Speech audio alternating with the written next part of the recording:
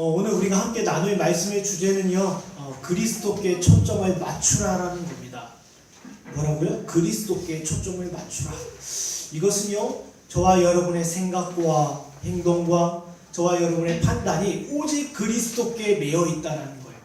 저와 여러분의 양심을요, 이 세상의 가치와 이 세상에서 주는 기쁨과 이 세상의 복에 두는 것이 아니라 저와 여러분의 마음과 그 양심과 그 생각을 예수 그리스도께 매어두자라는 거예요. 오늘의 주제는요.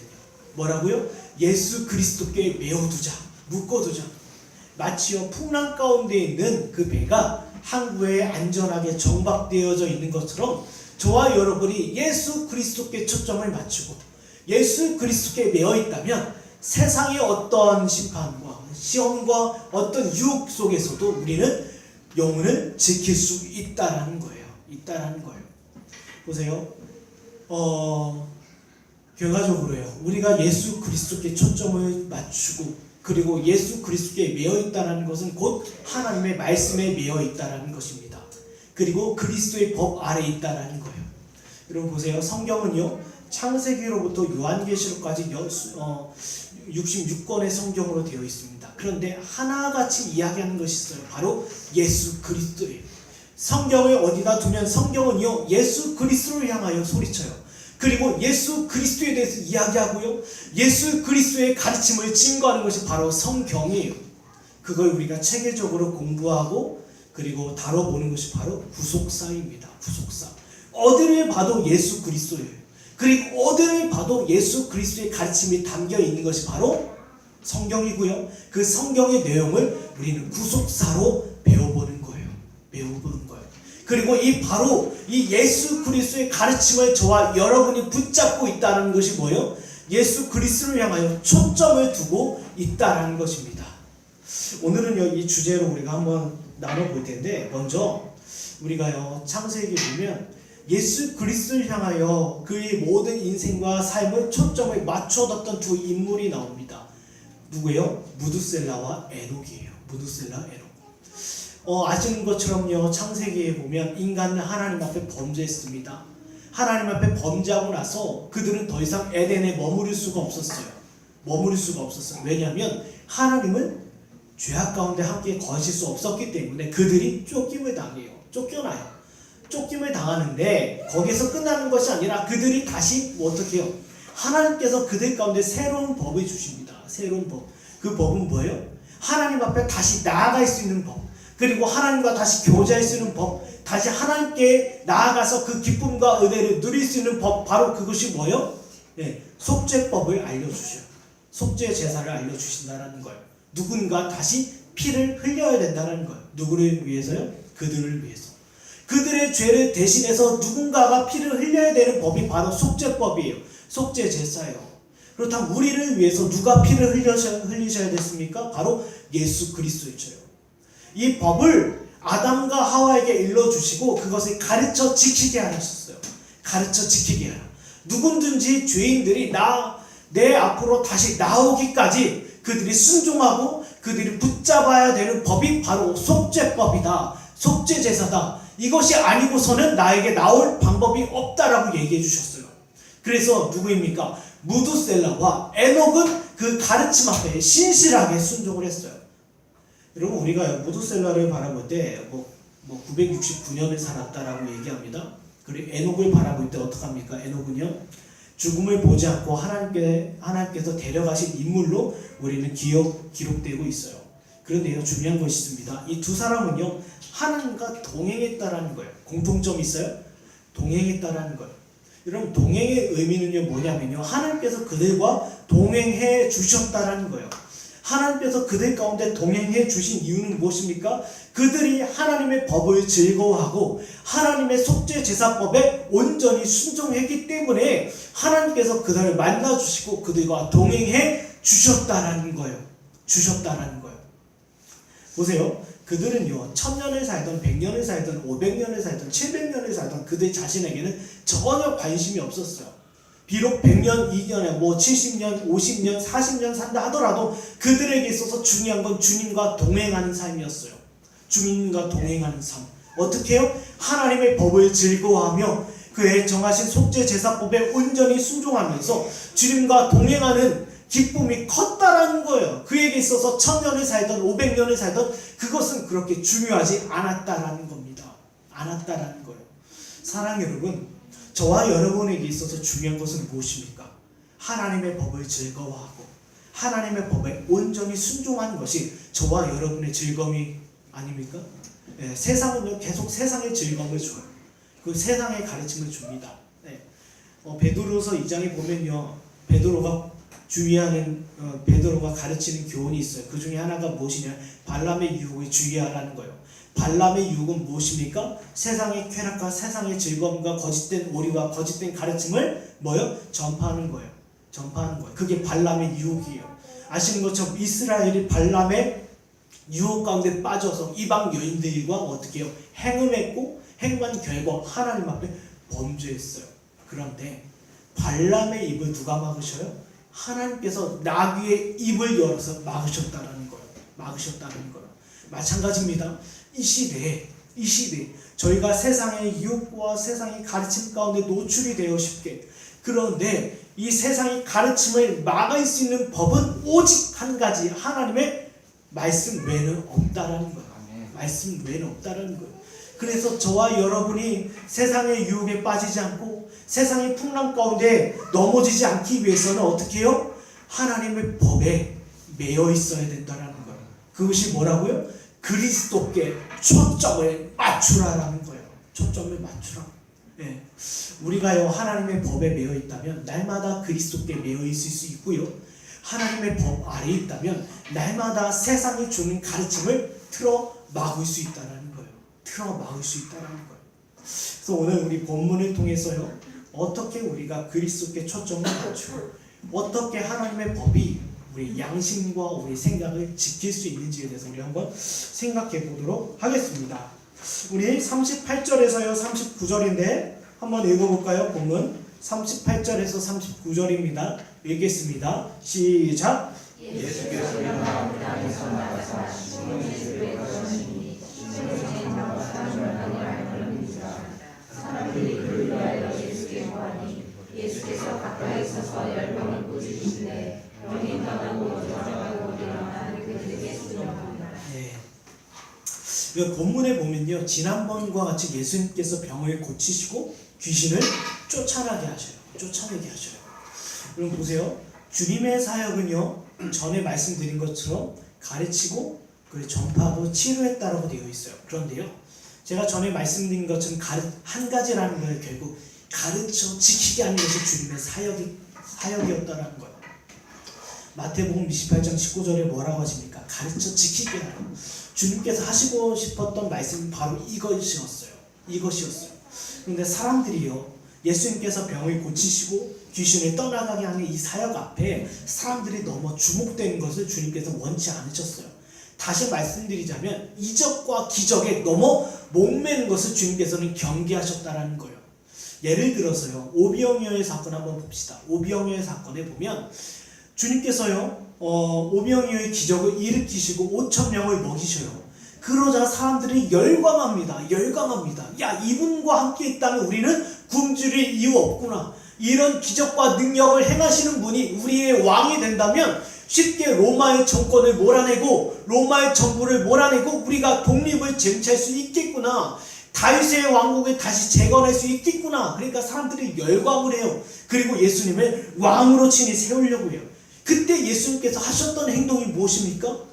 제자들도요 막 거기 부안해동하는 거예요. 막 야, 예수님이 우리의 왕이 되신다면 우리도 한 자리 차지할 수 있겠구나. 그때 주님께서 하셨던 행동은 두 가지입니다. 첫 번째, 그 무리들을요 직접 흩으시고 또 두 번째는 어떻게 하십니까? 제자들을 따로 배에 태워서 보내셔요. 괜히 이들 가운데 물들까봐, 이들과 부안해동할까봐, 이들 가운데 빠져 들어갈까봐 뭐요? 제자들을 따로 보존하시기 위해서 배를 태워 손수 보내시고 그 무리들, 남겨진 그 무리들을 친히 흩으셔요. 왜요?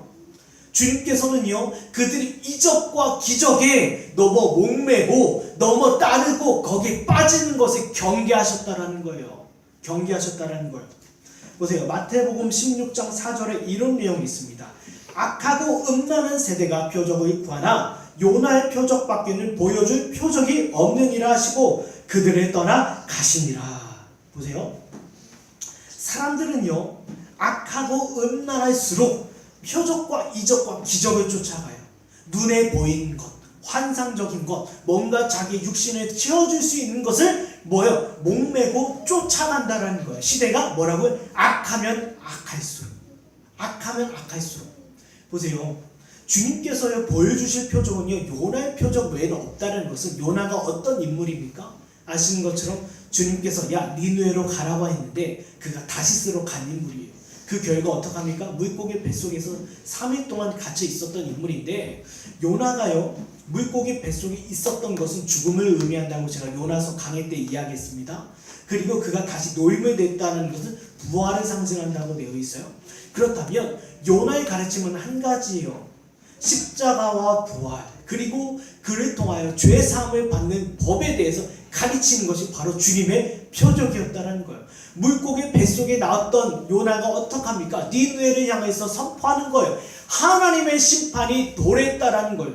하나님의 엄중한 심판이 지금 이 니느웨 성 가운데 쏟아지겠다라는 거예요. 이것이 바로 주님이 말씀하시는 표적이라는 거예요. 너희가 나의 가르침에 나와 순종치 아니한다면 하나님의 엄중한 심판 가운데 처해질 것이고 너희가 나의 가르침과 나의 복음에 대해서 받아들이고 순종한다면 너희에게는 구원이 임할 거다. 이것이 주님의 표적이었다라는 거예요. 그럼에도 불구하고 사람들은 무엇입니까? 이적과 기적과 표적을 찾아다녔다라는 거예요. 찾아다녔다라는 거예요. 여기 본문에 보면요. 이제는 예수님께서요. 베드로의 집에 방문을 하십니다. 그런데 베드로의 장모가 열병에 걸려 있어요. 아팠다라는 거죠. 아팠는데 보세요. 이 사람들이 예수님께서 오시자마자 그들이 할 수 있는 방법은 별로 없었어요. 오직 한 가지. 예수님께 그 장모를 보내는 거예요. 그리고 소개하는 거예요. 베드로의 장모가 이렇게 아픕니다. 고쳐주십시오. 네, 여기 본문에 나오는 것처럼 어떡합니까? 보여주신 거예요. 예수님 지금 베드로의 장모가 이러합니다. 그런데요. 이 장면을 바라보면서 우리는 이런 생각을 가질 수 있어요. 야 나도 이렇게 할 수 있다. 누군가 아프다면 누군가 이렇게 베드로의 장모가 열병에 걸려있는 것처럼 누군가 아프다면 나도 쉽게 예수님께 나아갈 수 있다. 하지만요 이건 그렇게 간단한 문제가 아니에요. 간단한 문제가 아니에요. 저와 여러분의 삶을 한번 돌아봤으면 좋겠습니다. 우리가 살아가는데요. 문제가 많아요. 그리고 당황스럽고 그리고 험악하고 어려운 상황을 쉽게 직면합니다. 당황스러운 일도 많이 만나요. 여러분 당황스럽고 그리고 어려운 일을 만났을 때 우리가 쉽게 예수 그리스도의 가르침과 그 말씀이 떠오르십니까?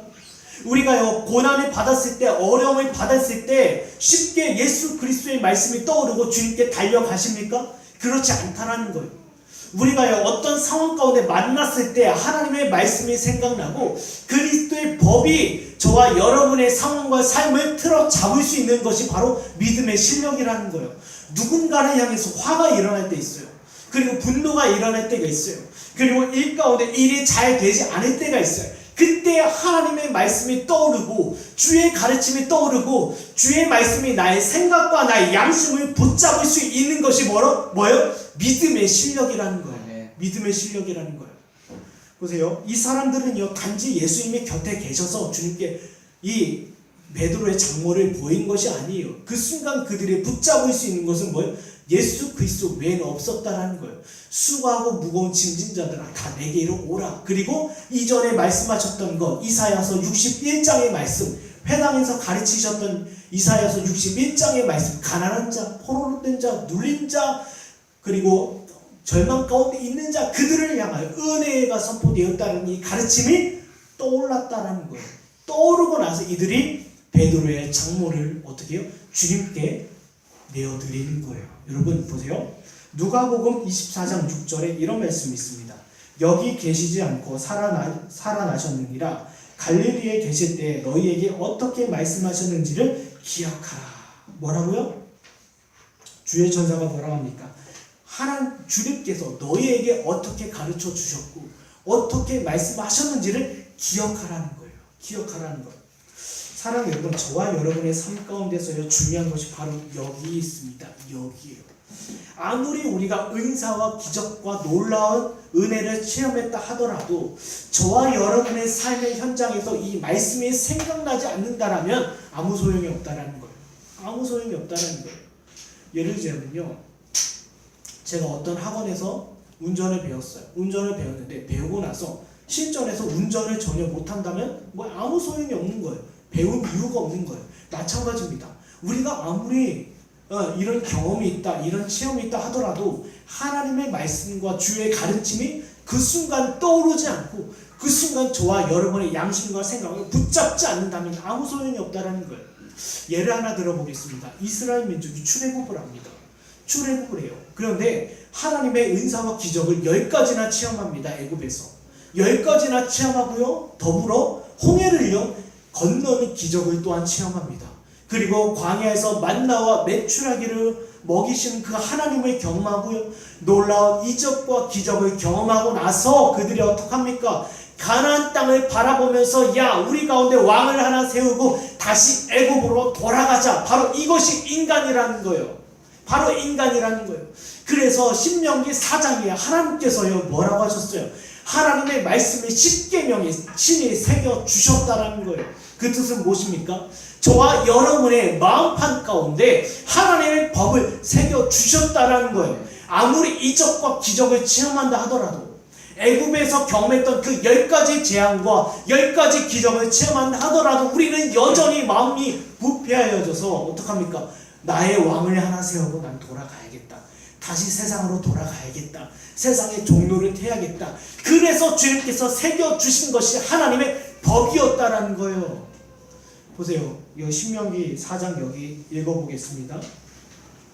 여호와께서 불길 중에서 너희에게 말씀하시되 음성뿐인으로 너희가 그 말소리만 듣고 형상을 보지 못하였느니라. 여호와께서 그의 언약을 너희에게 반포하시고 너희에게 지키라 명령하셨으니 곧 십계명이며 두 돌판에 친히 쓰신 것이라. 여러분의 감정이요 여러분의 미래를 보정하지는 않습니다. 오늘 내가 받은 은혜, 나의 체험, 나의 경험들이 저와 여러분의 미래와 저와 여러분의 믿음을요 보장해주지 않는다라는 거예요. 보세요. 이 시대는요 우리는 은혜라고 얘기하면서 그리고 믿음의 체험이라고 얘기하면서 다 뭔가 우상을 만들어 놨어요. 뭔가 우상을 다 만들어 놨어요. 이것이 나의 하나님, 이것이 예수 그리스도, 이것이 내게 주신 은혜. 그런데 성경과 전혀 관계없는 은혜예요. 그리고 성경에서 말하지 않는 내용들이에요. 그럼에도 불구하고 우리가 뭔가 체험했다면, 우리가 경험했다면 그것을 신앙으로 여기고 그것을 믿음으로 여기고 그것을 은혜로 여기는 시대가 바로 저와 여러분의 시대라는 거예요. 주님께서요 신명기 4장 한번 잘 읽어보세요. 제가 요즘에 신명기 4장을 묵상하면서 참 은혜를 많이 누리고 있는데, 신명기 4장에 주님께서 단도직입적으로 말씀하십니다. 세상에 말하는 우상들은 우상을 향하여 말도 할 수 있고 그리고 우상을 만질 수도 있고 우상을 볼 수 있다라는 거예요. 그러나 나의 가르침은 보고 만지는 것이 아니라 너의 마음판에 새겨진 이 두 돌판에 새겨진 나의 말씀에 있다라는 얘기예요. 여러분 우리가 이적과 기적과 그리고 세상의 은사들을 때로는 눈으로 볼 수도 있고 만질 수도 있고 볼 수도 있어요. 그래서 수많은 사람들이요 무슨 금가루 집회, 무슨 은사 집회, 예언 집회, 치유 집회로 쫓아다녀요. 볼 수도 있고 만질 수도 있고 체험할 수 있어요. 그런데 주님께서는 이와 같은 것들이 성경에서 이야기하고 있지 않은 뭐예요? 우리의 우상이라는 거예요. 우상이라는 거예요. 사랑 여러분, 저와 여러분이요 예수 그리스도께 저와 여러분의 초점을 맞추기 위해서는 지속적으로 저와 여러분의 마음 가운데 하나님의 법을 새겨야 된다는 거예요. 이거 외에는 없다라는 겁니다. 아까요 제가 성경 공부 끝나고 있는데 은진이가 이렇게 성경을 보더라고요.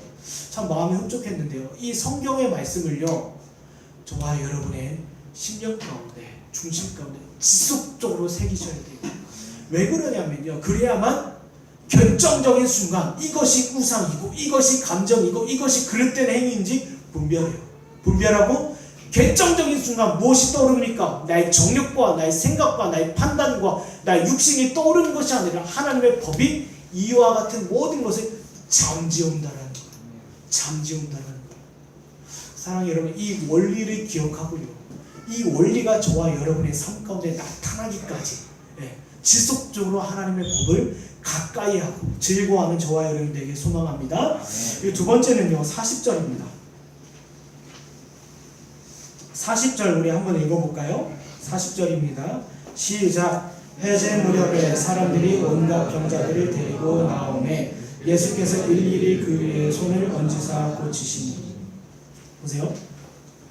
여기 보면 이제는 수많은 사람들이요 예수님께 나아가고요. 그 효과가 무엇입니까? 주님께서 회당에서 가르쳐 주셨던 그 가르침이 전파된 거예요. 증거된 거예요. 증거되자마자 사람들이 쫓아 나옵니다. 그런데 여기서 이들의 특징이 있어요. 보세요. 이들이요. 예를 들면 이렇게 생각해 볼 수 있어요. 가끔 이번 주에도 저희 교회 중요한 손님이 옵니다. 그렇다면 제가 이분을 모시기까지 어떻게 해야 합니까? 뭐 주변에 있는 김밥 천국이나 뭐 그런 데 모시는 것이 아니라 적어도 세종에서 좀 맛있는 맛집을 한번 제가 찾아보지 않습니까? 찾아봤는데 우리가요 어디 맛집이 있다, 어디 명소가 있다, 어디 그러면 우리는 찾아보고 거기에 찾아가요. 그리고 아무리 사람이 많다 하더라도 기다려서 꼭 한번 먹어봐요. 근데 저 같은 경우는요, 아무리 맛집이고 아무리 사람이 몰린다 하더라도 시간이 너무 뺏길 것 같으면 가지는 않는데 여기 나와 있는 사람들은요 이와 같은 사람들이었어요. 아니면 말지가 아니었어요. 그냥 맛집을 찾아다니면서 그냥 이 집도 좋고 저 집도 좋아, 이 집도 맛있어, 저 집도 맛있어, 여기 아니면 다른 데 가면 돼, 이게 아니라 이 사람들은요 몇 가지 경우의 수를 두고 선택하는 것이 아니라 오직 한 번 예수 그리스도였다라는 거예요. 오직 한 번. 내가 예수 그리스도 아니면 말지가 아니었어요. 예수 그리스도 아니면 내가 저리로 가지, 저 사람에게로 가지, 저기서 부탁해 보지가 아니라 지금 이 순간 나를 건져내고 나를 살릴 수 있는 분은 오직 예수 그리스도 외에는 없다라는 거예요. 보세요. 이 사람들이 나왔던 시각이요 이젠 점점점 어둠이 깊어가고 해가 지는 때였어요. 여러분, 해가 지고 어둠이 깊어간다는 것은 무엇입니까? 이제는 밖에 사람들이 나오지 않을 때였어요. 그리고 사람들이요 점점점 이제는 하루를 정리하고 이제는 잠자리에 들 시간이었다라는 거예요. 그런데 중요한 게 있습니다. 이 당시 유대인들은요 병든 자를 이렇게 부정하게 여겼어요. 이 사람이 만약에 나병에 걸렸다, 유출병에 걸렸다, 어떤 병이 걸렸다, 이 병은 하나님께서 그를 저주하신 거예요. 그리고 이 사람이 어떤 죄를 범했기 때문에 이런 병에 걸린 거예요. 그렇기 때문에 이 사람들을 부정히 여겼어요. 병든 자들을 가까이 하지 않았고 죄악시했고 하나님의 저주를 받은 사람으로 취급했어요. 그래서 이들과 상종하지도 않고 이들과 함께하지도 않았다라는 거예요. 그래서 이들이 예수님께로 나아갈 수 있는 시간이 바로 어둠이 깊어가는 밤이었다라는 거예요. 감히 주님께 낮에 나아갈 수 없었고 사람이 많이 몰려있는 그 회당 가운데 감히 나아갈 수 없었던 거예요. 세상이 저주하고 세상이 죄인이라 하는 그들이 예수님께 나아왔어요. 여기 하나 말씀 볼까요? 예레미야 예가 3장 40절입니다. 제가 읽겠습니다. 우리가 스스로 우리의 행위들을 조사하고 여호와께로 돌아가자. 보세요. 어둠이 깊었다라는 건요 이제 어둠이 깊어지고 있다라는 건 죄와 사망의 그림자가 덮였다라는 거예요. 여러분, 어둠이 깊어졌다는 건요 이 어둠으로부터 피할 수 있는 사람이 있습니까? 밤이 되었어요. 이 어둠으로부터 피할 수 있는 사람이 있어요? 없다라는 거예요. 깊어지고 있어요. 어둠이 임하고 있어요. 죄와 사망 가운데 피할 수 있는 사람이 없었어요. 그리고 또 한 가지, 앞서 말씀드린 것처럼 이 사람들을 향하여 저주받은 사람들, 죄인들, 우리와 함께 할 수 없는 부정한 사람들이라고 그들은 치부했어요. 그들이 주님 앞에 나왔다라는 것은 무엇입니까? 주님 맞습니다. 저는 이 밤이 덮여있는 것처럼 어둠이 깊어가는 것처럼 저는 죄와 사망 가운데 덮여있는 사람입니다. 세상에서 볼 땐, 율법에서 볼 땐 저는 저주받은 사람이고 저는 죄인입니다. 세상에서 부정히 여기는 사람입니다. 그러나 나는 지금 이 순간 나는 나의 행위와 나의 삶을 조사하고 주님 앞에 나아갑니다라는 거예요. 내가 다른 이에게 찾아가는 것도 아니고 다른 길로 나가는 것도 아니고 맞습니다. 저는 죄인입니다. 죄와 사망 가운데 덮여있는 사람들입니다. 사람들이 바라볼 때 부정한 자고 저주받은 자이고 죄인 중에 괴수입니다. 주님, 그런 제가 살고자 하여 주님 앞에 나아간다라는 거예요.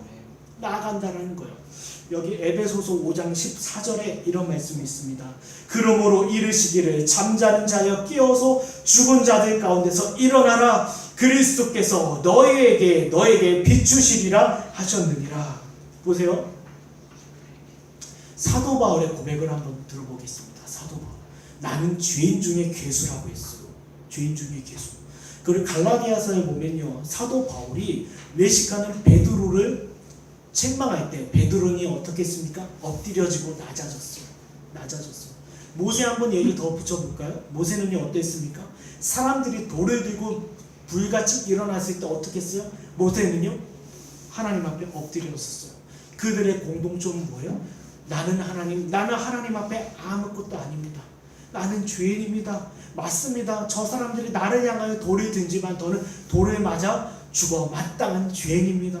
저주받은 사람입니다. 주님 없이는 죄와 사망 가운데 덮여 있을 수밖에 없는 연약한 존재입니다. 뭐라고요? I'm nothing. 나는 아무것도 아닙니다. 제가요 예전에 신학교에 있을 때 그 구약학을 공부하면서 갑자기 교수님이 모세에 대해서 설명하시면서 모세가 온유함이 승한 자라고 불림을 받았다는 것은 한 가지, 그가 하나님 앞에 이런 고백을 했다는 거예요. I'm nothing.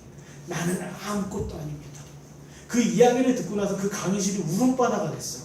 하나님, 우리는 당신 앞에서 아무것도 아닙니다. 하나님, 세상에서 볼 때 대단한 사람들이 많이 있습니다. 화려한 사람들이 많이 있습니다. 그러나 이 순간 내가 주님 앞에 서 있습니다. 저는 하나님 앞에서 아무것도 아닙니다.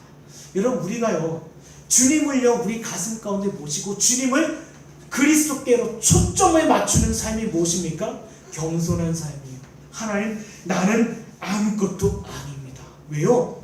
주님께서요 저와 여러분을 건져내시기 위해서 가장 낮은 자리로 오셨어요. 가장 낮은 자리로 오셨다는 것은 뭐예요? 죄인의 몸을 입고 육신의 몸을 입고 인간의 몸을 입고 그 하나님이 오셨다라는 거예요. 마찬가지입니다. 저와 여러분이 그리스도께 초점을 맞추기 위해서는 어떻게 해요? 주님께서 계신 자리로 내려가야 돼요. 그 자리가 어디예요? 겸손의 자리예요. 우리 말씀 하나 읽어볼까요? 누가복음 18장 14절 읽겠습니다. 내가 너에게 이르노니 이에 저 바리새인이 아니고 이 사람이 의롭다 하심을 받고 그의 집으로 내려가느니라. 무릇 자기를 높이는 자는 낮아지고 자기를 낮추는 자는 높아지리라 하시니라. 제가요 예은이랑 대화할 때 어떡합니까? 보통 위에서 이렇게 얘기하기보다는 할 수만 있으면 낮춰요. 왜요? 낮춰야만 시선이 맞기 때문이에요. 마찬가지입니다.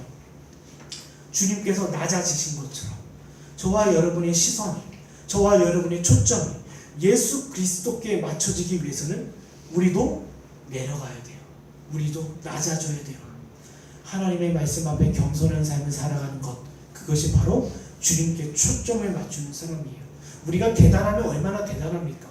우리의 건강과 우리 육신이 언제까지 영원하겠어요? 언젠간 저와 여러분은요 선악간에 주님 앞에 설 날이 분명히 있습니다. 언젠간 주님 앞에 서요. 그러면 주님 앞에 쓴다 하더라도 우리의 잘남과 우리의 학問과 우리의 지식과 우리의 잘남에 대해서 자랑할 수 있겠습니까? 하나님 앞에서? 주님 앞에서? 그럴 수 없다라는 거예요. 그럴 수 없다라는 거예요. 사랑하는 여러분, 하나님의 법 앞에서, 하나님의 가르침 앞에서 낮아지는 저와 여러분이 되게 간절히 소망합니다. 우리 마지막 세 번째입니다. 마지막 세 번째 41절인데요. 우리 41절 읽겠습니다. 시작. 여러 사람에게서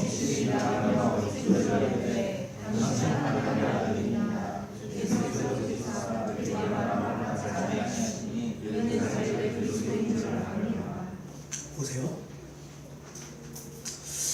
주님께서요 이제 병든 자들이 주님 앞에 나옵니다. 그 나오고 나서 주님께서 하신 행동이 있어요. 한 사람 한 사람 다 일일이 안수하고 기도해 주셨다는 거예요. 한 사람 한 사람. 보세요. 주님께서 능력이 있으셔서 말씀으로 사람들 모아놓고 치료와 회복을 선포하실 수도 있어요. 치료와 회복을 선포하실 수 있는데 병든 자, 귀신 들린 자 이 장면에서 일일이 손을 얹고 기도하신 이유가 있어요. 이 사람들 중에서요, 야 한번 예수님께 가자, 나아가보자, 주변 사람들의 권면이나 권유를 통해서 나온 사람이 한 사람도 없었다라는 거예요. 그 한 사람의 믿음, 그 개인의 믿음, 그 개인의 신앙, 그 사람의 믿음을 보시고, 개인의 믿음을 보시고 일일이 그 믿음을 확증해 주셨다는 거예요. 보세요.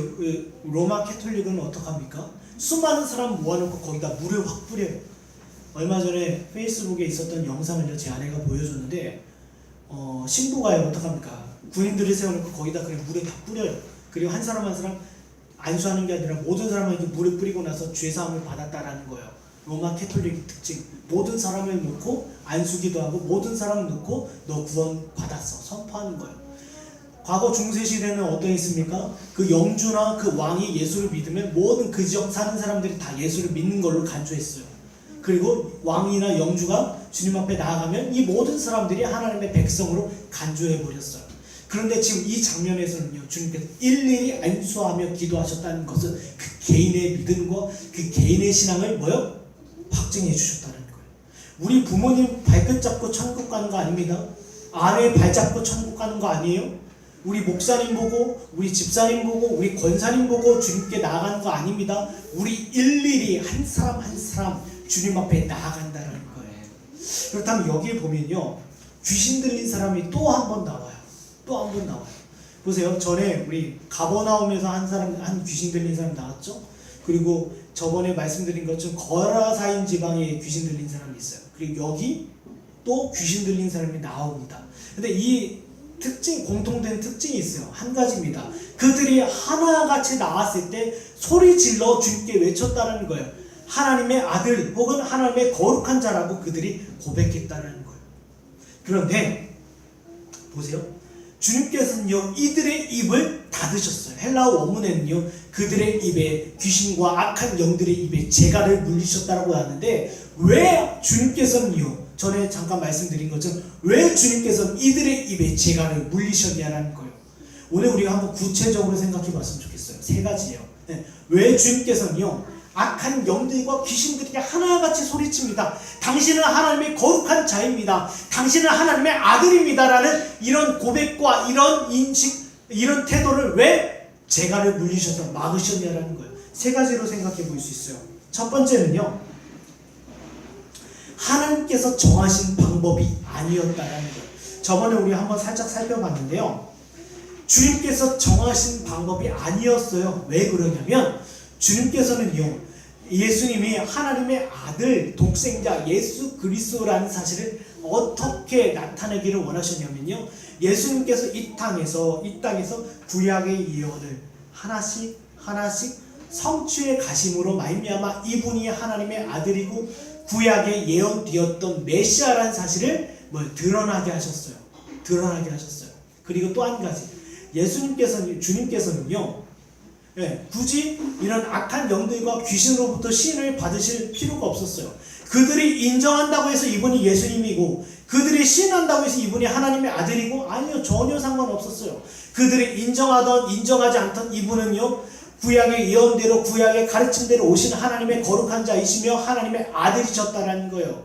그리고 그 악한 영들과 귀신의 고백으로부터 이분이 하나님의 아들임이 증거되는 것을 원치 않으셨다라는 거예요. 한마디로 그들은요, 별로 그렇게 중요한 필요로 하지 않았다는 거예요. 그리고 중요하지 않았다는 거예요. 그래서 그들의 입을 막으셨어요. 뭐라고요? 하나님께서 정하신 방법은 하나님의 말씀으로 말미암아 예수 그리스도가 하나님의 아들이고 하나님의 거룩한 자이심이 드러나기를 원하셨다는 거예요. 두 번째는 무엇입니까? 두 번째는요, 아직 주님의 때가 되지 않았다는 거예요. 이 악한 영들과 이 귀신에 들린 사람의 입술을 통해서 계속 이분이 하나님의 아들입니다, 하나님의 거룩한 자입니다 라고 자꾸 떠들어대면 유대인들이 예수님을 향해서 어떻게 할까요? 당장 잡아 죽이려고 할 거예요. 당장 잡아 가두려고 할 거예요. 핍박이 일어날 거예요. 그런데 예수님께서는요, 두려워하지 않으셨고요, 겁내지 않으셨어요. 하지만 아직 하나님의 때가 되지 않았다라는 거예요. 예수님께서 십자가 지시기까지 충분히 제자들을 양육하고 가르치고 하나님의 진리와 하나님의 도를 전파하셔야 돼요. 그런데 아직 하나님의 때, 십자가의 지기까지 그때가 되시지 않았기 때문에 유대인들이 절벽으로 예수님을 밀쳐 떠내는 그 순간에도 주님은 지나가셨다는 거예요. 무서워서요? 두려워서요? 아니에요. 아직 하나님의 때가 되지 않았기 때문이에요. 그럼 마지막 세 번째, 주님께서는요 하나님의 아들 거룩한 자이심을 누구로부터 고백듣기를 원하셨어요? 하나님의 거듭난 신자들로부터, 하나님의 백성들로부터 듣기를 원하셨다라는 거예요. 여기 보세요. 사도행전 19장에 이런 내용이 있습니다. 이에 돌아다니며 마소라는 어떤 유대인들이 시험삼아 악기 들린 자들에게 주 예수의 이름을 불러 말하되 내가 바울이 전파하는 예수를 의지하여 너에게 명하노라 하더라. 유대한 제사장 스게와의 7 아들도 이 일을 행하더니 악기가 대답하여 이르되 내가 예수도 알고 바울도 알거니와 너희는 누구냐 하며 악기 들린 사람이 그들에게 뛰어올라 눌러 이기니 그들이 상하여 벗은 몸으로 그 집에서 도망하는지라. 보세요. 주님께서는요 하나님의 거듭난 사람들을 통해서 신앙 고백을 듣길 원하셨고 그들을 통해서 일하기를 원하셨다는 거예요. 이 악한 영들도 악한 귀신들도 알아봐요. 야, 이들이 나와 다를 바 없다. 이들 또한 악한 거짓된 가르침과 오류와 세상의 유혹 가운데 빠져있는 사람이 예수의 이름으로 바울의 이름으로 명하는 거예요. 그러다 보니까 나 예수도 알고 바울도 아는데 너희는 누구냐라는 거예요. 그 자리에 예수님의 권능과 예수님의 능력이 나타나지 않았다는 거예요. 아무리 예수에 대해서 이야기하고 바울이 전한 예수 그리스도의 가르침에 대해서 떠든다 하더라도 주님께서는 일하시지 않았다는 거예요. 왜요? 주님께서는요 영광과 존귀와 합당한 예배를 누구로부터? 하나님의 거듭난 신자들로부터, 하나님의 참된 백성들로부터 듣기를 원하셨다는 거예요. 제가 얼마 전에 어떤 동영상을 봤습니다. 그 동영상에 신천지 사람들이 운동장에 모여서 하나님을 예배하고 찬양한다고 얘기해요. 그들의 숫자와 그들의 위엄과 그들의 찬양하는 모습과 화려한 퍼포먼스를 자랑해요. 그런다 하더라도 주님을 듣지 않으신다는 거예요. 지극히 작은 자 한 사람이 하나님을 향하여 손을 들고 고백하고 예배하는 그 사람을 주님께서 바라보신다는 거예요. 하나님의 거듭난 사람들, 하나님의 참된 사람들을 통해서요. 그렇다면 이 내용을 통하여 우리가 얻을 수 있는 마지막 교훈이 있습니다. 마지막 교훈이 있어요. 우리가요 예수 그리스도께 초점을 맞춘다는 것은 주님의 방식대로, 보세요, 나의 경험이나 나의 감정이 아니라 주님의 방식대로, 주님의 말씀대로 우리는요 믿는 거예요. 예수님의 말씀대로, 예수님의 방식대로.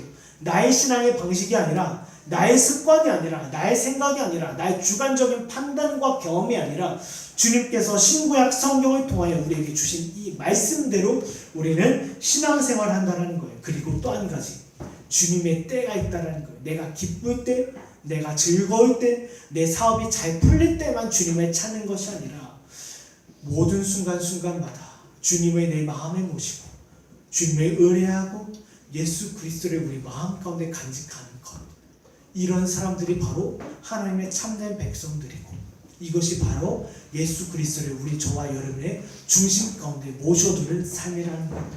우리 말씀을 정리해 보겠습니다. 여러분, 우리가요 100년도 채 안 되는 짧은 인생입니다. 네, 순식간에 지나가요. 여러분이 정들었던, 그리고 여러분이 함께했던 사람들은 결국 떠나기 마련입니다. 그러나요 저와 여러분이 이 땅에 살면서 다시 만날 것을 준비해야 돼요. 다시 만날 것을 준비해야 되고 우리가요 언젠간 주님 앞에 설 날을 준비해야 돼요. 그 준비하는 것이 무엇입니까? 예수 그리스도께 저와 여러분의 양심을 두는 거예요.